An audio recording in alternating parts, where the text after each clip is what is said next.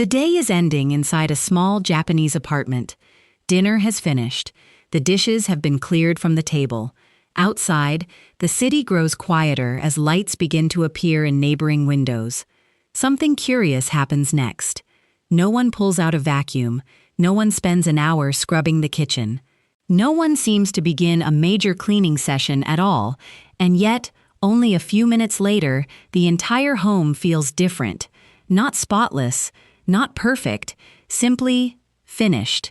It feels lighter to walk through, calmer to look at, almost as though the home itself is ready to rest. That quiet transformation raises an interesting question. How can 5 ordinary minutes make a home appear organized for an entire day? And why do so many people spend hours cleaning, only to feel as though the mess returns almost immediately? Perhaps you know that feeling yourself. You finally clear the kitchen. You fold the blankets. You put everything back where it belongs. For a brief moment, the house feels peaceful. But by tomorrow afternoon, shoes have gathered near the door again. A mug has appeared on the coffee table. Mail has found its way onto the counter. Chargers seem to multiply across every room. It's easy to believe the problem is a lack of discipline, that you're simply not an organized person. But what if the real problem begins much earlier? What if homes rarely become messy because people don't clean enough, but because each day quietly ends before it has been completed? Behavioral psychologists have long observed that our surroundings shape our behavior far more than we usually notice. Every unfinished object competes for a small piece of our attention. One cup left behind means very little. So does a pair of shoes, or yesterday's bag resting on a chair. Individually, they seem harmless. Together, they create a background of unfinished decisions that your brain continues to register, even when you're no longer consciously looking at them. Environmental psychologists often describe visual clutter as a hidden source of cognitive load. The more unfinished signals your environment presents, the harder your mind must work simply to ignore them. That's why clutter often feels more exhausting than it looks. Japanese homes approach this problem from a different direction. Instead of waiting until the house feels untidy enough to require another large cleaning session, many households quietly perform a brief evening reset. Not to impress anyone, not to create perfection, but to give the day a clear ending before tomorrow begins. Because a home that appears consistently clean isn't usually created by cleaning more. It's created by replacing interruption with completion. Over the next few minutes, we'll explore the small evening habits that quietly interrupt tomorrow's mess before it has the chance to appear, and why those seemingly ordinary actions can change not only how your home looks, but how your mind feels each morning. Chapter 1. The house isn't messy. It's still mid-decision. The front door opens after a long day. A jacket slips onto the nearest chair. Keys land on the dining table. A bag rests beside the sofa. Shoes remain exactly where tired feet stepped out of them. None of these choices feel permanent. They're only there for now. You'll deal with them later. But tomorrow arrives before later ever does. Morning begins surrounded by yesterday's unfinished decisions. Many of us look at moments like these and quietly reach an uncomfortable conclusion. I'm just a messy person. Yet what if that's not what you're looking at? What if your home isn't becoming untidy because you lack discipline, but because dozens of tiny decisions are never given an ending? This is something Japanese homes often approach differently. The moment someone returns home isn't simply the end of a commute, it's the beginning of a transition. In many homes, the genkan, the small entrance area where shoes are removed, is more than a practical space. It's a gentle boundary between the outside world and the inside one. Shoes are placed together. Keys find a familiar tray. A work bag returns to the same corner it occupied yesterday. These actions rarely take more than a few seconds. Yet together, they quietly tell both the home and the mind the day has arrived safely. From the outside, it can seem like simple tidiness. Psychologically, something deeper is happening. Researchers have long observed what psychologists call the Zeigarnik Effect. our tendency to remember unfinished tasks more vividly than completed ones. Think about how often your attention is pulled towards something you've forgotten to do.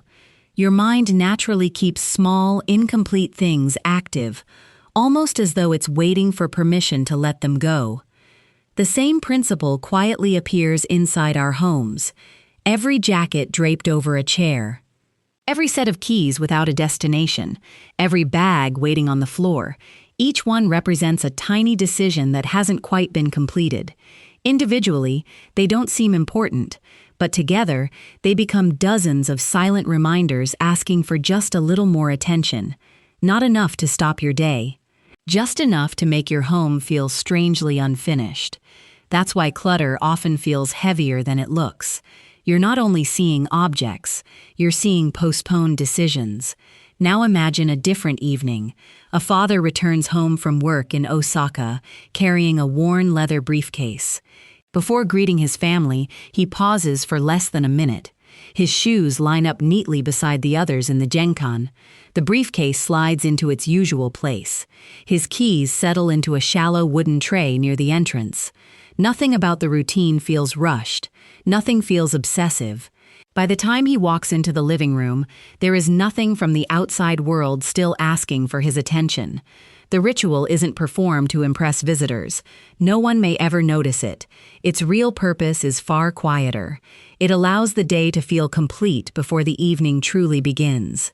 Perhaps that's why these small routines often feel so calming. They reduce the number of decisions your future self must inherit tomorrow morning. Instead of waking up to yesterday's unfinished choices, you wake up to a home that already knows where everything belongs. The difference isn't perfection, it's completion. Tonight, don't try to organize the entire house. Simply stand at your front door and notice the first 5 objects your eyes naturally find. Perhaps it's a pair of shoes, a jacket, your keys, a backpack, or yesterday's mail. Give only those 5 things a permanent resting place before you go to bed. It may take less than 2 minutes, but it quietly changes the story your home tells when tomorrow begins. And interestingly, the place where that story becomes even more visible isn't the entrance at all. Most people assume the kitchen sink is what makes a home feel untidy. In reality, it's everything surrounding it. Chapter 2. Why Japanese kitchens feel calm before breakfast. The first light of morning slips quietly through the kitchen window. A kettle waits on the stove. A wooden tray sits beside 2 simple cups. Nothing seems arranged for display. Nothing feels empty for the sake of minimalism. The room simply appears ready for the day. Now picture a different kitchen. Yesterday's grocery bag still rests on the counter. A coffee mug sits beside unopened mail. A dish towel hangs wherever it was last used. Several small appliances compete for space. Food packaging remains where it was unpacked the night before. Nothing looks especially messy. Yet before breakfast has even begun, the room already feels busy. Most of us assume that stress begins with our schedule, but sometimes it begins with the very first surface our eyes encounter each morning. Without realizing it, our brains quickly scan the environment, searching for information that might require attention. Behavioral researchers studying visual attention have found that horizontal surfaces naturally attract our eyes first. Kitchen counters, tables, and worktops become visual maps that help the brain judge whether an environment feels calm or demanding. When those surfaces are crowded, every visible object quietly competes for attention. Not because each item matters, but because your brain briefly asks the same question again and again. Does this need something from me? The question lasts only a fraction of a second. Yet repeated dozens of times, it creates a subtle sense of mental effort before the day has truly begun. Perhaps that's why one kitchen can feel peaceful while another feels strangely exhausting, even when both contain exactly the same amount of space. Many Japanese homes approach this differently. Instead of treating countertops as temporary storage, they often remain reserved for only the objects that support the next simple task. A kettle, a tea canister, perhaps a small wooden tray. Everything else quietly returns to cupboards, drawers, or shelves once it has served its purpose. The goal isn't emptiness, it's clarity. Imagine a mother in Kyoto preparing breakfast before her children wake up. Morning sunlight stretches gently across the counter. She fills the kettle, places 2 cups onto a tray. Nothing distracts from the small rhythm of preparing tea. There are no shopping bags waiting to be unpacked. No stack of random papers asking for tomorrow's attention. No collection of forgotten items quietly interrupting the beginning of the day. The kitchen doesn't ask her to organize it first. It simply invites her to begin. Environmental psychologists often describe this as reducing attentional competition. When fewer objects compete for your awareness, your mind spends less energy deciding what deserves attention and more energy staying present with the task already in front of you. The effect isn't dramatic, it's almost invisible, but invisible improvements often become the habits we notice most over time. A clear countertop doesn't make breakfast taste different. It changes how breakfast begins. Instead of feeling greeted by unfinished work, you feel welcomed by possibility. Perhaps that's why kitchens often become emotional spaces without us realizing it. They don't simply prepare food, they quietly shape the emotional tone of the entire morning. Tonight, resist the temptation to organize every cabinet or scrub every corner. Instead, choose just one horizontal surface. Perhaps it's the kitchen counter, perhaps it's the dining table. Restore only that one space until nothing unnecessary remains. Leave everything else for another day. Tomorrow morning, notice the difference before you make your first cup of tea or coffee. You may discover that what feels like physical order is actually emotional permission to begin the day calmly. And once the kitchen begins supporting your mind instead of competing with it, another question naturally appears. If the room where we prepare for the day shapes our emotions this quietly, what about the room where we're supposed to recover from it? The next reset isn't about cleaning, it's about removing the invisible signals that prevent us from truly relaxing. Chapter 3. The living room should tell your brain the day is over. The television has been switched off. Outside, the streets have grown quiet. Inside, the living room is filled with the soft glow of a single lamp. Yet something still feels unsettled. A blanket lies across the sofa exactly where it was left. The remote control has disappeared beneath a cushion. A coffee mug waits on the table. A charging cable stretches across the floor. Children's toys remain scattered, where the evening's laughter ended. Perhaps an open book still rests on the arm of the chair. Nothing here feels dramatic. Nothing seems untidy enough to demand immediate attention. And yet, many people sit down in rooms like this every evening, wondering why they never quite feel relaxed. We often believe rest begins the moment we stop moving, but our surroundings may be telling a different story. Long before we consciously notice a room, our brains begin reading it, not as decoration, as information. Every visible object quietly answers an important question. Is the day still happening? Or, has the day come to an end? Behavioral scientists describe this as environmental priming. The spaces around us constantly provide subtle cues that influence how we think, feel, and behave. Without saying a word, a room teaches the brain what state it should enter next. When blankets remain unfolded, mugs wait to be collected, chargers spread across the floor, and everyday items stay exactly where they were last used, the room continues broadcasting tiny signals of ongoing activity. Your body may have stopped working, but your environment hasn't. That's why sitting down doesn't always create rest. Sometimes, the room itself continues asking your attention to stay awake. Many Japanese households treat the evening differently.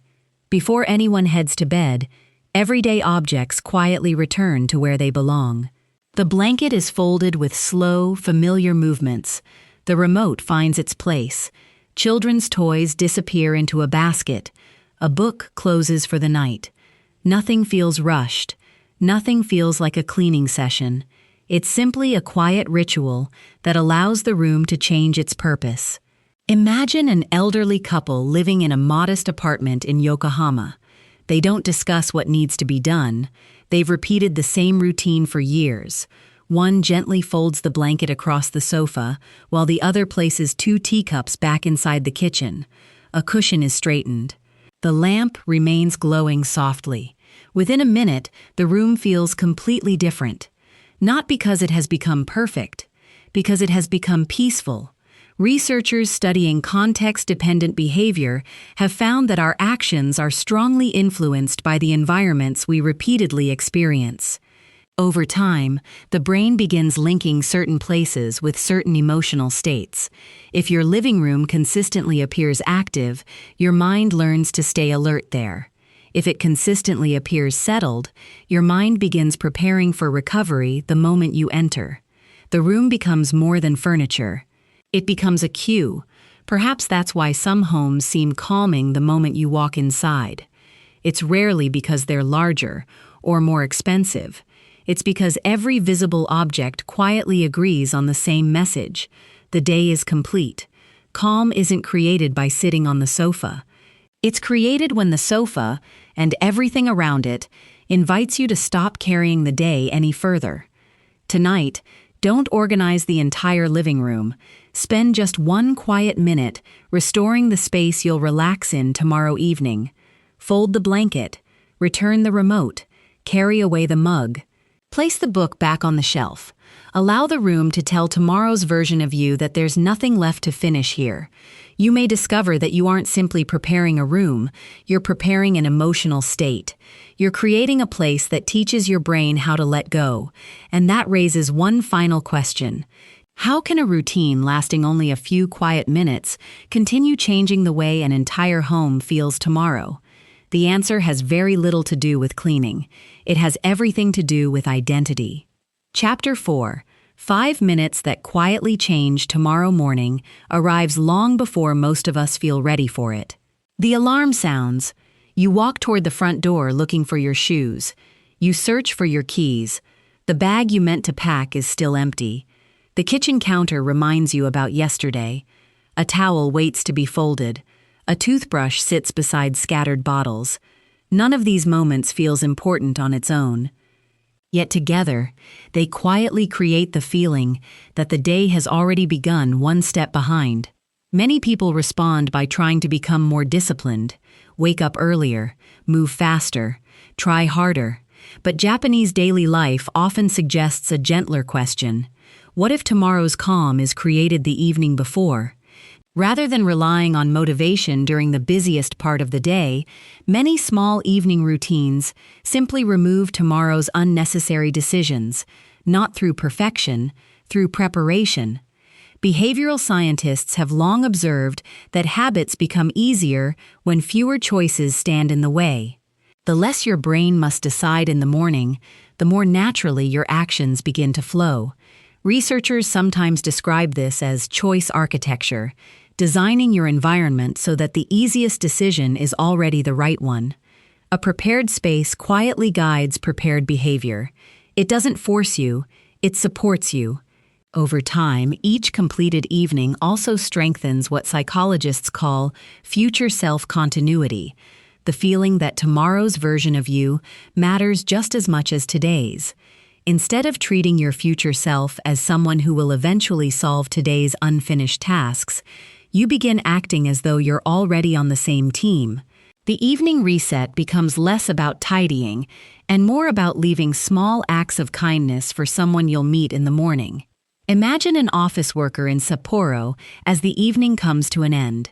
Before going to bed, she spends only a few quiet minutes walking through her apartment. Her shoes wait neatly by the entrance. The kitchen counter has been cleared. The living room blanket is folded. One bathroom surface is left clean and open. Her work bag sits by the door with tomorrow's essentials already inside. Then she stops. She doesn't search for more tasks. She doesn't reorganize the entire apartment. The routine ends exactly where it was meant to end. The next morning, sunlight enters the room. Breakfast begins without searching. The keys are already waiting. The bag is already packed. Nothing remarkable happens, and perhaps that's the point. Peace rarely announces itself. It often arrives disguised as the absence of small frustrations. This quiet sequence also creates behavioral momentum. One completed action naturally encourages the next. Finding your shoes exactly where you expected them makes it easier to leave on time. A clear counter makes breakfast feel simpler. A prepared bag removes one more reason to rush. Tiny systems create larger rhythms, not because each action changes your life, but because together they change how the day begins. Tonight, don't try to reset your entire home. Instead, give yourself exactly 5 minutes. Restore the entrance, clear one kitchen counter, reset the living room, leave one bathroom surface open and clean, prepare tomorrow's bag, then stop. Allow the routine to remain small enough that you'll actually want to repeat it tomorrow. Because lasting systems are rarely built through bigger effort. They're built through consistency that feels almost effortless. Perhaps that's why Japanese homes often appear so peaceful, not because the people inside spend more time cleaning, but because they leave fewer unfinished moments behind. Perhaps the greatest difference between many peaceful homes and stressful ones isn't how often they're cleaned, it's how often they reach a sense of completion. Throughout this journey, we've looked at entrances, kitchens, and living rooms. None of them asked for perfection. None required expensive storage systems or hours of extra effort. Instead, they shared a quieter idea. A home doesn't become calming because every surface is spotless. It becomes calming because yesterday has been allowed to end. When each room gently returns to its resting place before sleep, your attention is no longer pulled toward unfinished moments. The entrance welcomes you instead of distracting you. The kitchen invites a new morning instead of reminding you about the previous evening. The living room quietly gives your mind permission to let go. Little by little, the home stops asking something from you. It begins supporting you instead. Perhaps that's the real lesson hidden inside so many Japanese homes. The evening reset isn't really a cleaning method, it's a daily ritual of completion. A simple way of reducing visual noise, easing mental friction, and allowing tomorrow to begin with clarity instead of chaos. Over time, something even more meaningful begins to change. You stop thinking of yourself as someone who is always trying to catch up with clutter. Instead, you become someone who creates calm through small daily systems, not because you're naturally more organized, but because your environment quietly makes organization the easiest path to follow. Peace rarely arrives through marathon cleaning sessions. It rarely appears after buying more storage boxes or waiting for the perfect weekend to reorganize the entire house. Sometimes, it begins with something so small that it almost feels insignificant. 5 quiet minutes before bed, small enough to repeat, simple enough to protect, powerful enough to change how tomorrow feels. So tonight, set a timer for exactly 5 minutes. Don't try to clean your entire home. Simply restore the entrance. Clear one kitchen surface. Reset the sofa area. Leave one bathroom surface clean and open. Prepare tomorrow's essentials. Then stop. Allow the day to be finished. Tomorrow morning, before you do anything else, notice how your home feels as you walk through it.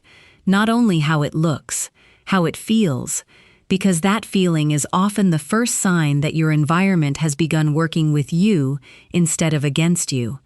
I genuinely love to hear your experience. Which room in your home creates the most mental clutter? The entryway, the kitchen, the living room, or the bedroom? Share it in the comments below, and if someone you know often feels overwhelmed by household mess, consider sharing this documentary with them. They may not need to clean more. They may simply need a better daily system. If you enjoy exploring Japanese habits, behavioral psychology, and the quiet systems that make everyday life feel lighter, you're always welcome here. Until next time, may your home become a place that doesn't ask for more of your energy, but gently returns it to you.